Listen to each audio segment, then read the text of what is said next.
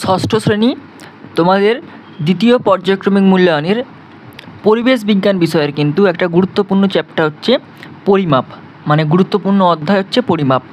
আমরা সেই পরিমাপ অধ্যায়ের যে ইম্পর্টেন্ট প্রশ্নগুলো দ্বিতীয় পর্যায়ক্রমিক মূল্যায়নের পরীক্ষায় আসবে বা আসতে পারে, আমরা কিন্তু সেগুলো আজকে আলোচনা করব। চ্যানেলে কিন্তু এরকম পরপর ভিডিও পেতে তোমরা কিন্তু অবশ্যই চ্যানেলটি সাবস্ক্রাইব করে রাখো আর পাশ থেকে বেল আইকন কিন্তু প্রেস করে রাখো। ওকে, তো পরিমাপ চ্যাপ্টারের কী গুরুত্বপূর্ণ প্রশ্ন আছে আমরা দেখে নিই। দেখো, প্রথম প্রশ্ন দেখতে পাচ্ছি যে ভৌত রাশি কাকে বলে। দেখো, উত্তর দিয়ে দিচ্ছি, পৃথিবীতে যা কিছু পরিমাপ করা যায় তাকে বলে ভৌত রাশি, যেমন দৈর্ঘ্য, ভর ইত্যাদি, একে কী বলে? ভৌত রাশি। তাহলে এই পৃথিবীতে যা কিছু পরিমাপ করা যায় তাকে কী বলে? ভৌত রাশি বলে। 2 নম্বর, দেখো যন্ত্র বলতে কী বোঝো? যন্ত্র বলতে কী বোঝো? উত্তর কী? রাশি পরিমাপ করতে যা ব্যবহার করা হয় তাকে যন্ত্র বলে। তাহলে রাশি পরিমাপ করতে যা ব্যবহার করা তাকে কী বলবো? যন্ত্র বলবো। তোমরা কিন্তু প্রশ্নগুলো খাতে নোট করে নাও, যাতে কিন্তু তোমাদের পড়তে সুবিধা হয়। 3 নম্বর দেখো কী দিয়েছে, বলছে মৌলিক রাশি কাকে বলে। ওকে, দেখো উত্তর হচ্ছে যে রাশিগুলি অন্য রাশির উপর নির্ভর করে না সেগুলোকে প্রাথমিক বা মৌলিক রাশি বলে, যেমন ভর, সময় ইত্যাদি। তাহলে যে রাশিগুলি অন্য কোনো রাশির উপর নির্ভর করে না, যেমন সেগুলোকে হচ্ছে প্রাথমিক বা মৌলিক রাশি বলে। এবার লব্ধ রাশি কাকে বলে? দেখো, যে রাশি একাধিক রাশি দিয়ে তৈরি তাকে বলে লব্ধ রাশি। তাহলে যে রাশি একাধিক রাশি দিয়ে তৈরি তাকে কী বলে? লব্ধ রাশি বলে। যেমন ক্ষেত্রফল, ঘনত্ব, এগুলোকে লব্ধ রাশি বলে। 5 নম্বর, দেখো বেগ লব্ধ রাশি না প্রাথমিক রাশি? কেন?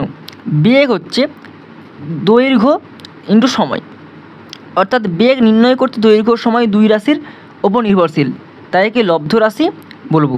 তাহলে বেগ হচ্ছে একটা কি লব্ধ রাশি, কারণ বেগ নির্ণয় করতে দৈর্ঘ্যও লাগছে এবং সময়ও লাগছে। ঠিক আছে, তাহলে বেগ কী হচ্ছে? অন্য কোনো রাশির ওপর নির্ভরশীল, তাই বেগকে বলবো লব্ধ রাশি। এরপরের প্রশ্ন কী দিয়েছে, একক কত প্রকার কী কী? কী দিয়েছে? একক কত প্রকার কী কী? একক 2 প্রকার, একটা হচ্ছে প্রাথমিক একক, একটা হচ্ছে লব্ধ একক। এবার দেখো, দুটি লব্ধ এককের উদাহরণ দাও। দুটি লব্ধ একক কি? গ্রাম পার ঘনসেমি আর মিটার পার সেকেন্ড। তাহলে গ্রাম পার ঘনসেমি আর মিটার পার সেকেন্ড। এবার দেখো পর প্রশ্ন, দুটি প্রাথমিক এককের উদাহরণ দাও। যেমন একক হচ্ছে মিটার আর কেজি। কী হবে? একটা হচ্ছে মিটার, একটা হচ্ছে কেজি। ওকে, এবার চলে আসো 9 নম্বর প্রশ্ন। 9 নম্বর প্রশ্ন কী দিয়েছে? দেখো, তোমার জানা এমন দুটি বিষয়ের নাম রেখো যারা মাপাই হয়। যেমন ধরো মিটারে মাপতে পারি, কেজিতে মাপতে পারি। 10 নম্বর, দেখো কোনো রাশি পরিমাপ করতে গেলে সেই রাশির একটা সুবিধাজনক অংশ দিয়ে পরিমাপ করতে হয়। ওই সুবিধাজনক অংশটিকে ওই রাশির কী বলা হয়? কী বলা হয়? ওই সুবিধাজনক অংশটিকে বলা হয় ওই রাশির প্রমাণ বা স্ট্যান্ডার্ড। কী বলে? স্ট্যান্ডার্ড বলে বা প্রমাণ বলে। ওকে, 11 দেখো, আগে দৈর্ঘ্য একক হিসেবে মিশরে ও গ্রিসে কী ব্যবহার করা হতো? আগে মিশরে দৈর্ঘ্য একক হিসেবে কিউবিট ব্যবহার করতো আর গ্রিসে ব্যবহার হতো বিঘত। তাহলে আগে কিন্তু মিশরে কিউবিট ব্যবহার করতো, কিউবিট, আর গ্রিসে ব্যবহার করতো বিঘত। ওকে, এরপরের প্রশ্ন কী দিয়েছে, একক বলতে কী বোঝো? একক বলতে কী বোঝো? উত্তর কী দিয়েছে দেখো, কোনো রাশিকে মাপতে সেই রাশির একটা সুবিধাজনক অংশকে আন্তর্জাতিকভাবে প্রমাণ বা স্ট্যান্ডার্ড ধরে নেওয়া হয়। এই ধরে নেওয়া অংশটাকে বলা হয় রাশির একক। তাহলে কী দিয়েছে? কোনো রাশিকে মাপতে সেই রাশির একটা সুবিধাজনক অংশকে আন্তর্জাতিকভাবে প্রমাণ বা স্ট্যান্ডার্ড ধরে নেওয়া হয়। এই অংশটাকে বলা হয় রাশির একক। এবার দেখো, আন্তর্জাতিক প্রমাণ মিটারের সংজ্ঞা দাও। 1889 সালে ফ্রান্সের প্যারিস শহরে International Bureau of Weights and Measures সংস্থায় 0 ডিগ্রি সেলসিয়াস উষ্ণতায় রাখা প্ল্যাটিনাম 90% আর ইরিডিয়াম 10% এর সংকোচিত তৈরি দণ্ডের দুই প্রান্তের মধ্যে দুটি জিনিস বা দুটি নির্দিষ্ট জায়গার মধ্যে দূরত্বই সারা বিশ্বে প্রমাণ 1 মিটার ধরা হয়। একেই আন্তর্জাতিক প্রমাণ মিটার বলে। ওকে, তাহলে এখানটা দেখো লিখে দিচ্ছি আমরা 1989 সালে ফ্রান্সের প্যারিস শহরের International Bureau of Weights and Measures সংস্থায় 0 ডিগ্রি সেলসিয়াস উষ্ণতায় রাখা প্ল্যাটিনাম 90% আর ইউরেনিয়াম হচ্ছে 10%। লিখে দিচ্ছি এখানে, এর সংগঠিত তৈরি দণ্ডের দুই পাত্রের মধ্যে দুটি নির্দিষ্ট দাগের মধ্যে দূরত্বই সারা বিশ্বে প্রমাণ 1 মিটার ধরা হয়। একে আন্তর্জাতিক প্রমাণ মিটার বলে। এরপরের প্রশ্ন দেখো, বেগের এককে লব্ধ একক বলার কারণ কি? দেখো, দূরত্বের এককটিকে সময়ের একক দিয়ে ভাগ করে বেগের একক পাওয়া যায়। তাহলে দূরত্বের এককটিকে সময়ের একক দিয়ে ভাগ করে বেগের একক পাওয়া যায়।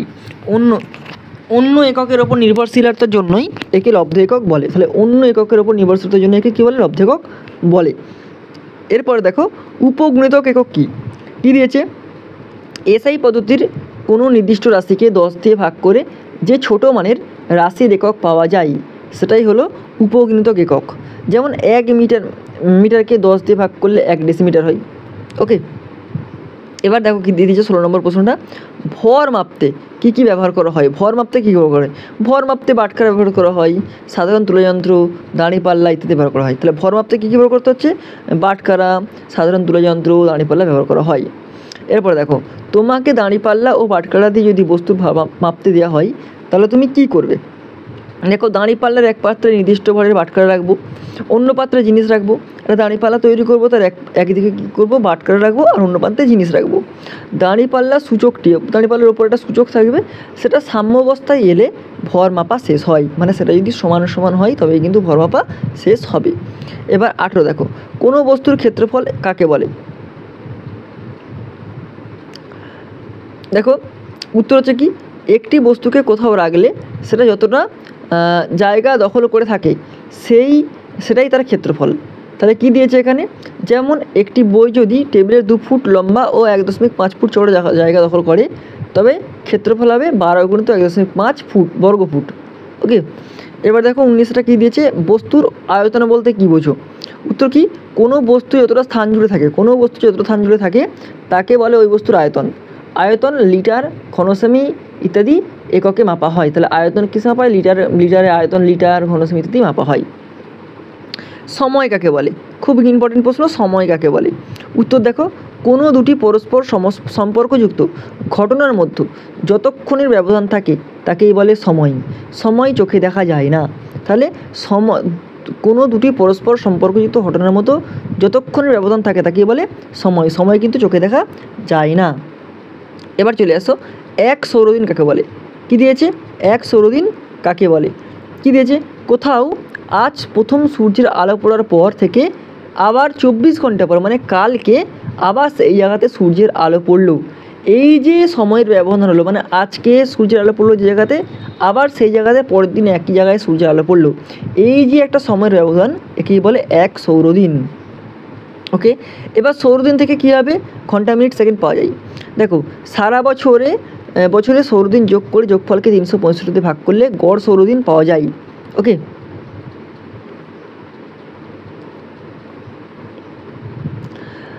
তো এই যে সারা বছর সৌরদিন যোগ করে যোগফলকে 365 ভাগ করলে গড় সৌরদিন পাওয়া যায়। ও গড় সৌরদিনকে 24 দিয়ে ভাগ করলে 1 ঘন্টা পাওয়া যায়। আবার 1 ঘন্টাকে 60 দিয়ে ভাগ করলে 1 মিনিট পাওয়া যায়। আবার 1 মিনিটকে 60 দিয়ে ভাগ করলে 1 সেকেন্ড পাওয়া যায়। ওকে, তাহলে এইটা কিন্তু ইম্পর্টেন্ট, সৌরদিন থেকে কীভাবে ঘন্টা, মিনিট, সেকেন্ড পাওয়া যায়। এরপর নেক্সট প্রশ্ন কী আছে দেখো 23-এরটা, স্টপ ক্লক ও স্টপ ওয়াচ কীভাবে কাজ করে? দেখো, স্টপ ক্লক বা স্টপ ওয়াচ কাজ শুরুর সময় সুইচ অন করলে কাঁটা ঘুরতে থাকে, আর কাজ শেষ হলে সুইচে চাপ দিলে কাঁটা থামে ও সময়ের ঘরে কাঁটা থামে। সেটা দেখলেই বোঝা যায় যে কতটা সময় কাজ করা শেষ হচ্ছে।